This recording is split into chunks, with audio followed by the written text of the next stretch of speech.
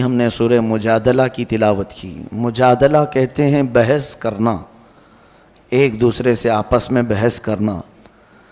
در حقیقت یہ ایک صحابیہ تھیں جن کے گھر میں کچھ معاملات ہوئے تھے۔ مطلب یہ تھا کہ ان کے شوہر نے ان کو یوں کہہ دیا تھا کہ تو میرے لیے میری ماں کی طرح ہے۔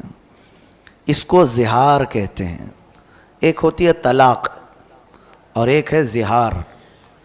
زہار اور طلاق دیکھنے میں سیم ہیں لیکن دونوں کے احکام الگ ہیں۔ میں اکثر یہ کہا کرتا ہوں کہ نوجوان نسل کو بھی یا جو شادی شدہ ہیں ان کو طلاق کے مسائل بھی سیکھ لینا چاہیے، اس لیے کہ ہم داخل ہونے کے راستے تو جان لی ہے لیکن خارج کس سے ہوتا ہے یہ بھی معلوم ہونا چاہیے۔ مثال کے طور پر کسی جگہ آپ انٹر ہو رہے ہیں تو آپ کو یہ بھی معلوم ہونا چاہیے کہ ایگزٹ کہاں سے ہے۔ اسی طرح شادی کے ذریعے سے آپ ایک نئی زندگی میں داخل تو ہو جاتے ہیں، شادی کے مسائل سب سیکھ لیتے ہیں، اور اس میں بھی بہت سارے لوگ نہیں سیکھتے شرعی طریقہ کیا ہے۔ لیکن میں سمجھتا ہوں کن چیزوں سے ٹوٹ جاتی ہے شادی یا نکاح، یہ امپورٹنٹ ہے سیکھنا، تاکہ غلطی سے اس دروازے پر نہ جاؤ۔ بہت سارے لوگ طلاق پوری ہو جاتی ہے تب مسئلہ پوچھنے آتے ہیں۔ اس ڈاکٹر کے پاس علاج کرانے کے لیے اپنے بچے کو لے جا رہے ہیں جو بچہ گھر میں مر گیا ہو، وہ کیا علاج کریں؟ علاج ہوگا؟ ابھی سانسیں باقی ہیں اور بیمار ہے، تب آپ ہاسپٹل لے جائیں تو پتہ چلتا ہے کہ کچھ علاج ممکن ہے۔ لیکن یہاں پر گھر میں پوری طلاقیں دے چکے ہوتے ہیں تب پھر مسئلہ پوچھنے آتے ہیں۔ مسئلہ تو آپ کو خود معلوم ہونا چاہیے کہ جب کوئی مرد اپنی عورت کو 3 مرتبہ طلاق کہہ دے تو اس کے لیے وہ حرام ہو جاتی ہے۔ طلاق مغلظہ اس کو کہتے ہیں اور یہ قرآن سے ثابت ہے، وہ اس کے لیے حرام ہو جاتی ہے۔ اجنبی عورت کی طرح ہو گئی، اس سے فوراً وہ الگ ہو جائے، اب وہ اس کے لیے حلال اس وقت تک نہیں ہوگی جب تک وہ عدت گزارے، پھر کسی اور سے نکاح کر لے۔ اب وہ دوسرا مرد اپنے اختیار سے جب چاہے اسے چھوڑے، پھر اس کی عدت گزارنے کے بعد پھر یہ پہلے شوہر کے لیے حلال ہو سکتی ہے۔ یہ طلاق کا پروسیس جو 3 طلاق ہو جائے۔ ہاں ایک بار اگر کسی نے کہا طلاق یا 2 مرتبہ کہا تو ابھی اسے بچایا جا سکتا ہے، یہ طلاق رجعی اس کو کہتے ہیں۔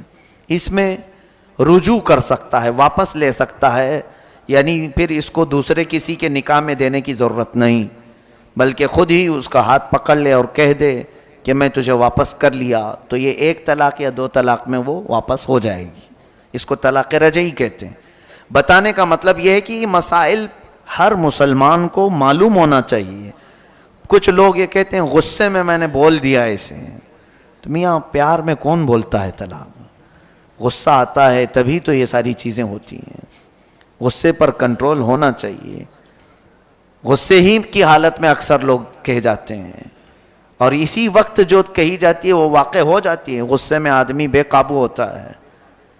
تو یہاں پر بہت سارے لوگ یہی عذر لے کر کے آتے ہیں، غصے میں بولا ہوں یا ہوش میں نہیں تھا بول دیا ہوں۔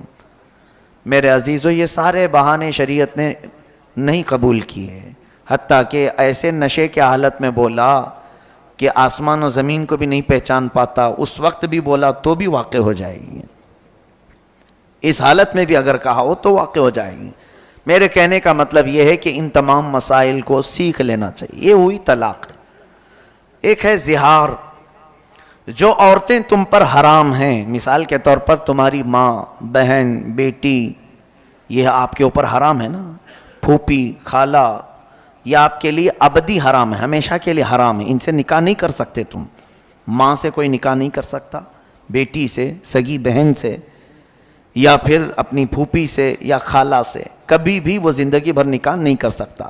ان کو محرمات ابدیہ کہتے ہیں، یعنی ہمیشہ کے لیے یہ عورتیں تم پر حرام ہیں، نکاح کے لیے حرام ہیں۔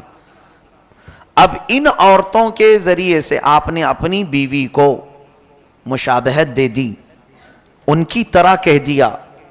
اپنی بیوی کو کہا کہ تو میری پھوپھی کی طرح ہے، تو میری خالہ کی طرح ہے میرے لیے، یا میری بہن کی طرح ہے، یا پھر ایک عضو کو بھی کہہ دیا کہ تیرا پیٹ یا تیری پیٹھ یا کوئی حصہ میری ماں کی طرح ہے تو اس کو کہتے ہیں زہار. وہ عورت تم پر حرام ہو گئی, طلاق نہیں ہوئی لیکن وہ حرام ہو گئی, اب تم اسے چھو نہیں سکو گے. یہ زہار ہے. اس کے مسائل ابھی آئے نہیں تھے. ایک صحابیہ کے ساتھ ایسا ہوا, عمر دراز خاتون تھی, ان کے شوہر بھی صحابی رسول ہیں, دونوں میں کچھ تکرار ہوئی گھر میں, تو شوہر نے کہہ دیا کہ تو میرے لیے ماں کی طرح ہے. تو وہ روتے ہوئے باہر نکلی اور آئی حضور صلی اللہ علیہ وسلم کے پاس کہ آقا اس مسئلے کو بتائیں, اتنی عمر ہو گئی, بڑھاپا آ گیا, اب جا کر میرے شوہر نے مجھے ایسا کہہ دیا, کیا کروں؟ نبی کونین صلی اللہ علیہ وسلم نے کچھ نہیں بتایا, خاموش رہے, کیونکہ ابھی مسائل آئے نہیں تھے, ابھی کوئی حکم اس مسئلے کے بارے میں آیا نہیں تھا. تو وہ باہر نکلی اور زور زور سے بحث کرنے لگیں اپنے شوہر سے یا کچھ, کہ میرا مسئلہ معلوم ہو جائے, کیا کروں, میں گھر میں رہوں یا باہر جاؤں. وہ چلا رہی تھی.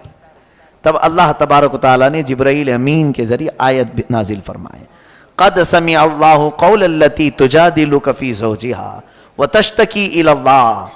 اللہ نے اس عورت کی بات سن لی جو اپنے شوہر کے بارے میں آپ سے بحث کر رہی ہے اور اللہ کی بارگاہ میں شکایت کر رہی ہے کہ میرا مسئلہ واضح کیا جائے. واللہ یسمع تحاورکما ان اللہ سمیع بصیر. اللہ نے آپ دونوں کی گفتگو کو سن لیا ہے اور اللہ سمیع و بصیر ہے, سنتا بھی ہے, دیکھتا بھی ہے. اب آگے مسائل اللہ نے نازل فرمائے. الذین یظاہرون منکم من نسائہم ما ہن امہاتہم, ما ہن امہاتہم یعنی وہ تمہاری مائیں نہیں ہیں, لیکن اگر تم نے ایسا کہہ دیا تو یہ غلط کیا تم نے, غلط کیا تم نے. اب کیا کرے؟ اللہ تعالیٰ فرماتا ہے والذین یظاہرون من نسائہم ثم یعودون لما قالوا فتحریر رقبۃ من قبل ان یتماسا. ایک غلام کو آزاد کرنا ہوگا جس نے بھی ایسا کہا ہے. غلامی کا زمانہ تو اب ہے نہیں, پہلے غلام ہوتے تھے, ایک غلام آزاد کرو, اب یہ پھر تمہارے لیے حلال ہو جائے گی. نہیں ہے اگر, آگے سنی آیت اور بھی اللہ فرماتا ہے فَمَن لَّمْ يَجِدْ فَصِيَامُ شَهْرَيْنِ مُتَتَابِعَيْنِ مِن قَبْلِ أَن يَتَمَاسَّا. جس کے پاس غلام نہیں ہے تو پھر وہ کنٹینیو 2 مہینے روزے رکھے, تب جا کے وہ تمہیں حلال ہوگی. 2 مہینے مسلسل روزے رکھے, ایک بھی اگر بیچ میں چھوٹ گیا تو پھر اثر 9 رکھے. 60 روزے رکھنا ہوگا. شہرین متتابعین, اللہ نے فرمایا 2 کنٹینیو روزوں, 2 مہینوں کو روزے کی حالت میں گزارنا ہوگا, لیکن اتنے دنوں تک عورت کو چھو نہیں سکتے, وہ تمہارے لیے حرام ہے. اب یہ بھی اگر کوئی نہیں کر سکا 2 مہینے کے روزے, آگے رب تعالیٰ فرماتا ہے فَمَن لَّمْ يَسْتَطِعْ فَإِطْعَامُ 60 مِسْكِينًا. تو 2 مہینے کے روزے نہیں رکھ سکتا تو 60 مسکینوں کو کھانا کھلائے. وہ ایک ٹائم پہ کھلائے یا ایک مسکین کو 60 دن کھلائے, دونوں صورتیں ہیں. اب یہ 60 مسکینوں کو کھانا کھلانے کے بعد پھر تمہاری بیوی تمہارے لیے حلال ہوگی. طلاق کا پروسیجر الگ ہے اور اس کا الگ ہے. یہ زہار کہتے ہیں. یہ زہار کے مسائل شروع پارے میں ہی بیان ہوئے, لیکن خبردار اے میرے عزیزو, کچھ لوگ یہ زہار کو یا طلاق کو گالی سمجھتے ہیں. گالی دینا یعنی عورت کو کیوں بھائی طلاق کیوں کہا, گالی دینے کے لیے کہہ دیا. یہ گالی نہیں, گولی ہے, نکل جاتی ہے. گالی اس طرح سے نہیں ہوتی, اور در حقیقت اسلام میں گالی حرام ہے. ہاں, ڈانٹنے کی نیت سے تم کچھ اور الفاظ استعمال کر سکتے ہیں, اس کو کسی بھی طرح سے آپ ڈانٹ سکتے ہوں تو دوسرے الفاظ میں ڈانٹیں, لیکن یہ الفاظ طلاق کے یا زہار کے ہرگز نہ بولیں. کبھی بھی اپنی عورتوں کو کسی نے اگر یہ الفاظ استعمال کر لیے کہ تو میرے لیے میری ماں کی طرح ہے, میری بہن کی طرح ہے, میری بیٹی کی طرح ہے, تو میرے لیے میری پھوپھی کی طرح ہے, میری خالہ کی طرح ہے, تو یہ الفاظ جو ہیں زہار کے ہیں, عورت اس پر حرام ہو جاتی ہے. پھر اگر حلال کرنا ہے واپس اپنی عورت کو تو کنٹینیو 2 مہینے کے روزے رکھے, یا تو پھر 60 مسکینوں کو کھانا کھلائے, تب وہ عورت حلال ہوگی. تو اس سے اندازہ کیجئے کہ ہمارے یہ خانگی جو مسائل ہیں، ازدواجی زندگی کے جو مسائل ہیں، یہ سیکھنا کتنا ضروری ہے. کیا ان مسائل سے سارے لوگ واقف ہیں؟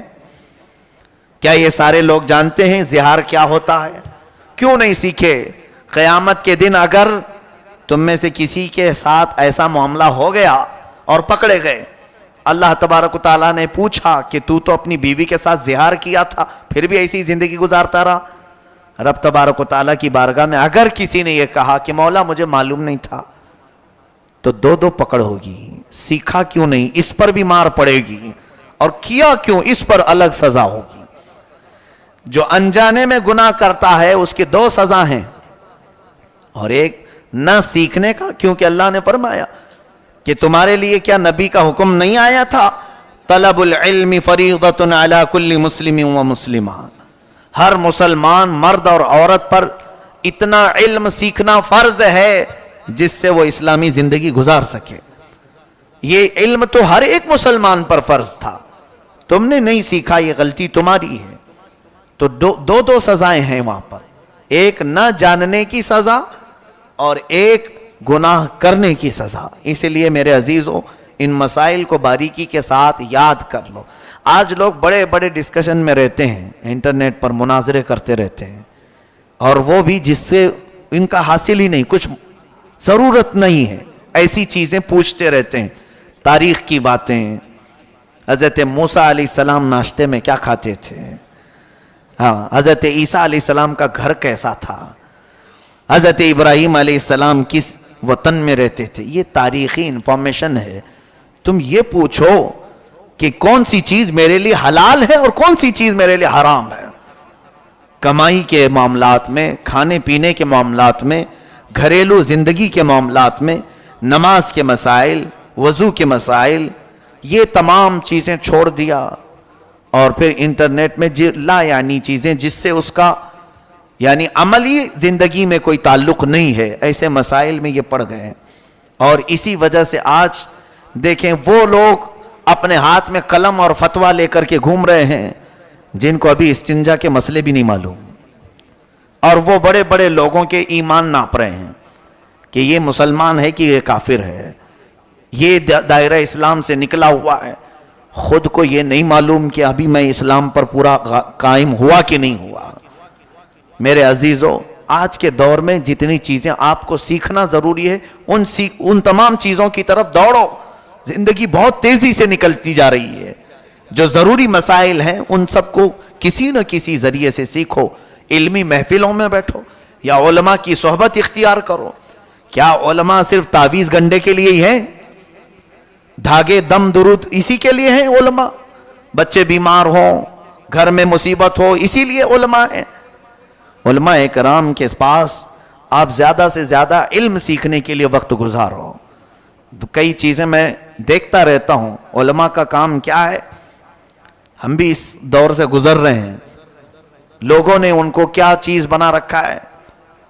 اگر کچھ اچھے لوگ ہیں، مؤدب لوگ ہیں، آتے بھی ہیں، تو وہ اپنی ضروریات کے اعتبار سے بیمار ہے. میں یہ منع نہیں کر رہا ہوں، ٹھیک ہے، اس کے ساتھ کچھ اور بھی چیزیں ہیں، کچھ محفلیں ہیں، علمی محفلیں، اس میں کیوں نہیں حاضر ہوتے؟ اپنے بیمار بچوں کو لے کر کے آتے ہیں. 2 طرح کے لوگ آتے ہیں، یا تو پھر دعا کروانے کے لیے، یا تو پھر لوگوں کی غیبت کرنے کے لیے. 2 طرح کے لوگ علماء کے پاس آتے ہیں. بیٹھ جائیں اور سارے لوگوں کی غیبت چھیڑ دیں، فلاں کیا کر رہے تھے، وہ یہ کر رہے تھے، وہاں ایسا چل رہا تھا. خود بھی گنہگار ہوتے ہیں اور علماء کرام کو بھی ایسے غیبت میں مبتلا کر جاتے ہیں. ایسے حالات سے گزرتے رہتے ہیں، ہم دیکھتے ہیں. میرے عزیزو، یہ علم سیکھنے کا موقع آپ کے پاس اگر مل گیا ہے علماء کے ذریعے سے تو زیادہ سے زیادہ حاصل کر لو. سیدنا امیر حمزہ رضی اللہ تعالیٰ عنہ، سیدنا عمر فاروق رضی اللہ تعالیٰ عنہ فرماتے ہیں کہ ہم کو سورہ بقرہ سیکھنے میں 12 سال لگ گئے.